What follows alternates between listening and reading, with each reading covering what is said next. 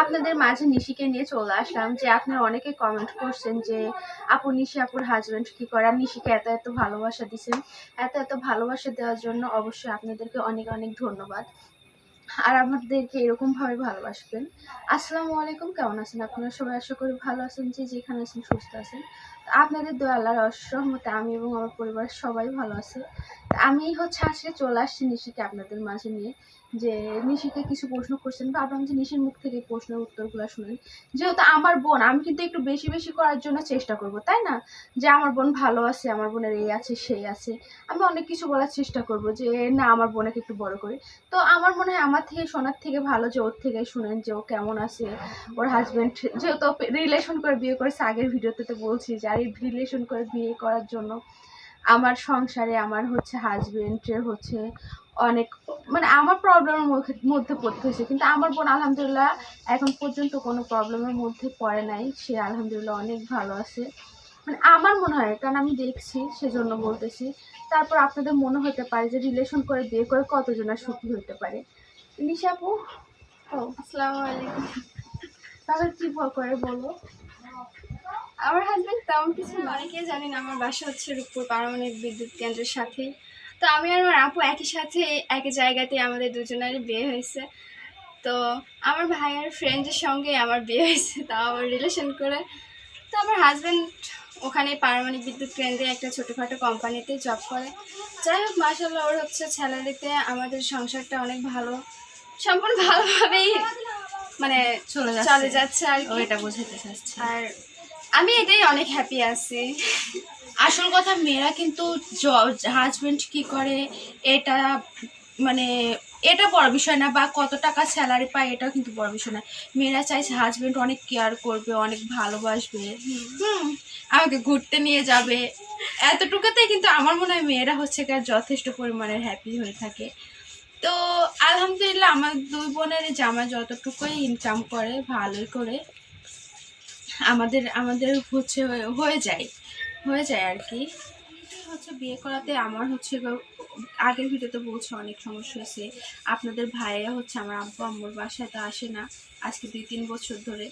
তো সামান্য ছোট বোনের ভুলের জন্য অনেক কিছু স্যাক্রিফাইস করতে হয়েছে, তাই না? তো আমি আর আমার হাজবেন্ড দুজনের যেহেতু রিলেশনশিপ করে বিয়ে করছি, আর এই কারণে ভাইয়া আমার সঙ্গেও এখন পর্যন্ত সেরকম সম্পর্ক রাখি নাই, সেরকম এই জন্য এখানে আসেও না আজ পর্যন্ত। আমার সাথে ভাইয়ার প্রায় 2-3 বছর হয়ে যাচ্ছে, কথা হয় না, দেখাও হয় না আজ পর্যন্ত। এই 2-3 বছরে বাসার আশেপাশে আছে, কিন্তু দুজনের রাস্তার এই পাশে পাশে, তারপর রাস্তা চলতে যে মানুষের সঙ্গে অনেক সময় দেখা হয়ে যায়। এখন পর্যন্ত নিশি আর আমার হাজবেন্ডের কিন্তু এরকম ভাবে দেখা হয় নাই। তো যাই হোক, আগে যখন আপুর বিয়ে হয়েছিল অনেক ভালোভাবে একটা মিশেছিলাম, অনেক ভালো ঘোরাঘুরি, যাই হোক অনেক কিছুই করছি, সেগুলো অনেক ভালো বন্ডিং ছিল, কিন্তু বন্ডিংটা অনেক ভালোই ছিল। তো সেগুলোর কথা এখন মনে পড়ে, যেহেতু তার সঙ্গে আর তো সেরকম সম্পর্ক নাই। মাঝে মধ্যে এগুলো ভাবি যে এরকম সম্পর্কটা আবার যদি আগের মতো ফিরে আসতো তো অনেক ভালোই লাগতো, ঠিক আছে? তো সেরকম আর হয় না, সেরকম আর মিশতেও পারি না, কথাও বলতে পারি না। শুধুমাত্র আপু আছে বিধায় আপুর সঙ্গে একটু কথা বলি। আর আপু থাকলে বনে বনে তো সেরকম তার সম্পর্ক ভাঙবে না, বনে বনে তো সবসময় ভালো সম্পর্কটা তো হবেই। আর আমি যেহেতু আমার হাজবেন্ডকে রিলেশন করে যেহেতু বিয়ে করছি, আর আমার হাজবেন্ডকে পেয়ে আমি অনেক হ্যাপি আছি, কোনো আলাদা সমস্যা হয় নাই, ঠিক আছে? শুধুমাত্র একটাই কষ্ট লাগে যে ভাইয়াটার সঙ্গে দেখা হয় না, কথা বলতে পারি না, আগের মতো মেশা হয় না, আসে না। যেহেতু এখন দুই বোনে এক জায়গাতেই বিয়ে করছি, সেই হিসেবে ওই যে পাভেল জোর অনেক ভালো একটা ফ্রেন্ড, বেস্ট ফ্রেন্ড, ও এখন বাসায়, ও তো ঢাকা থাকে, বাসায় আসলে পাভেলের ছাড়া কিছু বুঝতো না। সে মানুষ এখন পাভেলের সঙ্গে কথা বলে না, দেখা হলে রাস্তায় চলতে যে দেখা হয় না, ঢিপ খাইয়ে গেলেও না এখনো কথা বলে না। এত রাগ বা এত অভিমান হয়েছে। তো ওর কিসের জন্য এত রাগ বা অভিমান হয়েছে সেটা জানি না। তো দোয়া করবেন সবাই যে সবকিছু যেন ঠিক হয়ে যায় বা আগের মতন হয়ে যায়। হয়তো আগের মতন যেরকম ছিল ওরকমটাও হবে না, তারপরেও চাচি দুই বোন একই সঙ্গে একই বাড়িতে আসবো, যাব একই জায়গায়, যেহেতু এইগুলাতে তো ভালো লাগে। আর যেহেতু দুই বোন একই জায়গাতে, কেউ কারোর বাসায় সেরকম যেতেও পারি না, আবার আসতেও পারি না, যেহেতু দুদিকেই মানে দুজনারই মন ভাঙাভাঙি হয়ে আছে, সেজন্য আর কেউ কারোর সঙ্গে সেরকম দেখাও করতে পারে না। অবশ্য পাভেল আসছিল হচ্ছে পলাশের কাছে সরি বলতে, বাট আমার জামাই এতটাই তারা যে তার সরিটাও মানে নাই।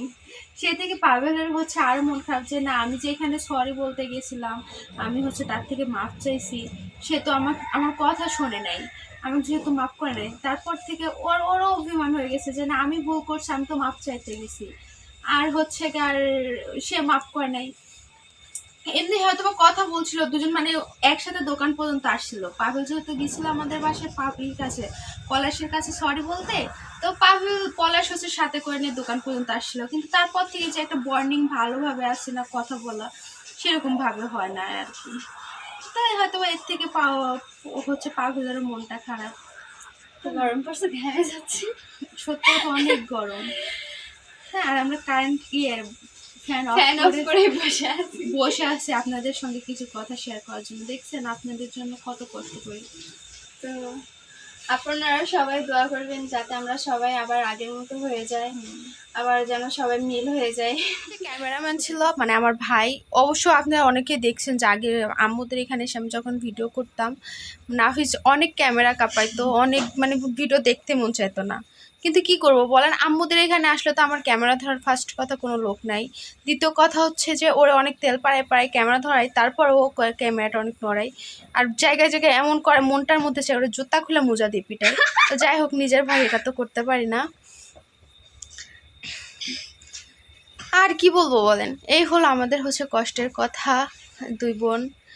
আর আমার বিয়েটা হচ্ছে বাসা থেকেই দিছিল, আর ও হচ্ছে যে পালাই বিয়ে করছে, বলছি তো পালাই বলতে চলে যায় রাস্তা থেকে ও স্কুলে যাইতে লাগছে, স্কুল ড্রেস পরে চলে গেছে।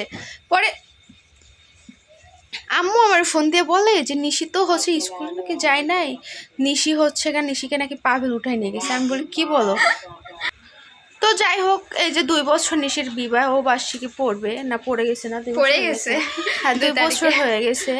আর আলহামদুলিল্লাহ ওর একটা ফুটফুটে ছেলেও হয়ে গেছে। সবাই তো দেখছেন নিহানকে, মাশাআল্লাহ দেখতে সুন্দর হয়েছে। আর হচ্ছে আর এখন পর্যন্ত কিন্তু ওর আঙ্কেল ওরে দেখে নেই, বাট আমার ফোনে ছবি আছে না, ওই ছবিগুলো দেখে মাঝে মধ্যে, দেখি যে ওই ছবিগুলো চেক দিচ্ছে, ছবিগুলো দেখে। তো আসলে মানুষের মধ্যে কিন্তু রাগারাগি হলেও ছোট বাচ্চাদের উপরে কিন্তু কেউ রাগ করে থাকতে পারে না, সবাই ভালোবাসে। আর মাঝে মধ্যে নিহান হচ্ছে আসে, অবশ্য ওর আঙ্কেল থাকতে এখন পর্যন্ত একদিনও ও হচ্ছে নিহান আমাদের বাসায় আসে নাই আর কি। আমি ভাবছি যে কোনো একদিন ওর আঙ্কেল যখন থাকবেন নিহানকে আমাদের বাসায় নিয়ে আসবো আর কি। তুমি কিছু বলো?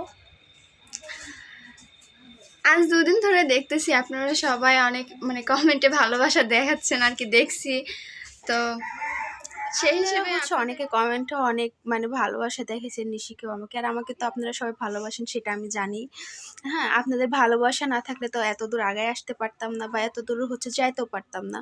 তো যাই হোক, আপনাদের ভালোবাসার জন্য যেহেতু এত দূর আসছি, আর আমরা জানি যে আপনারা হচ্ছে আমার জন্য দোয়া করবেন, আমার বোনের জন্য দোয়া করবেন, এরকমভাবে সাপোর্ট করবেন আমাকে। আর হচ্ছে আর অবশ্যই আপনাদের প্রতি আমার দোয়ার অনেক অনেক অনেক অনেক ভালোবাসা থাকবে, তাই না? কারণ আমরা তো হচ্ছে সবাই ভাই বোন মতো, তাই না? ভাই বোনের মতো ফ্যামিলি। কারণ হচ্ছে আমি আমার ফ্যামিলিতে কি কি করতেছি না করতেছি আপনাদের সঙ্গে শেয়ার করি। যদি এটা আমার ফ্যামিলি না হতো আমি তো শেয়ার করতাম না। তো আপনারা সবাই আমার ফ্যামিলির মতোই, অবশ্যই আপনারাও ভালো থাকবেন, এটাই দোয়া করব। তো আজকের ভিডিওটা এ পর্যন্তই, বেশি কথা বললাম না, কারণ অত আর কি বলবো বলেন, বললেও তো সমাধান হবে না, কারণ আমার জামাইকে আমার শাশুড়ি আমরা সবাই বোঝাইতে পারি না। তো যাই হোক, আজকের ভিডিওটা এ পর্যন্তই। ভিডিওটা কেমন হয়েছে অবশ্যই কমেন্টে জানাবেন, আর বেশি বেশি করে অবশ্যই কমেন্ট করবেন, কমেন্টের কিন্তু রিপ্লাইও পাবেন। বেশি বেশি করে কমেন্ট করবেন, আর যারা যারা আমার চ্যানেলটা সাবস্ক্রাইব করেন নাই অবশ্যই সাবস্ক্রাইব করবেন। সবাই ভালো থাকবেন, সুস্থ থাকবেন, আল্লাহ হাফিজ।